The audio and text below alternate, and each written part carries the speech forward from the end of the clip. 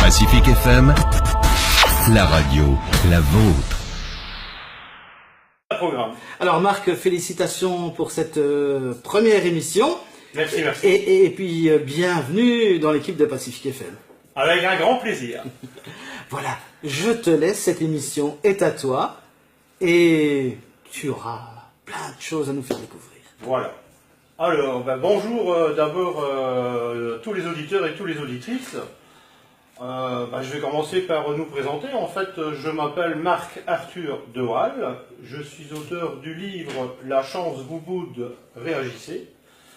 J'ai à mes côtés dans le studio un confrère qui s'appelle Monsieur Dominique Lemal, qui est auteur, lui, du secret du PEPS.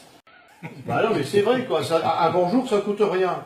Un sourire, ça coûte rien, c'est gratuit. Et ça peut apaiser pas mal de monde. Même au boulot, pourquoi pas sourire au lieu de faire la tête. Ça déstresse. Tu sais, je t'ai déjà raconté, moi qui forme en entreprise des managers, mais ils ont des compétences incroyables, certains. Et parfois, je dois leur apprendre à dire bonjour, simplement. Et puis d'écouter la réponse. C'est-à-dire, s'ils demandent à quelqu'un comment tu vas, il faut écouter la réponse. Ben oui, tu as posé une question.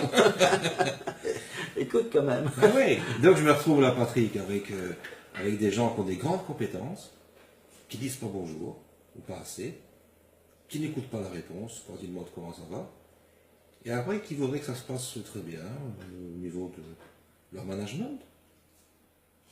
Bon, management c'est plus compliqué que ça. Mais ça commence. C'est une partie. Mais ça commence par ça. La relation avec ses employés, voilà. C'est important, c'est très important. Et combien de fois je leur dis, mais vous faites des réunions formelles, c'est très bien. Vous faites aussi des réunions informelles. Allez chercher un sandwich ensemble, marcher, comme faisaient les philosophes de l'Antiquité. Marcher jusqu'au marchand de sandwich.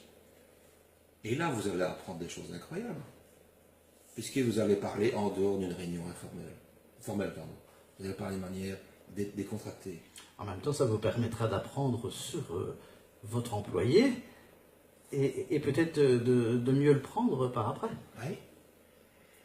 J'ai écouté l'autre jour, il y a une entreprise à Bruxelles, elle s'est rendue compte que les gens qui étaient les mieux informés, c'était ceux qui fumaient.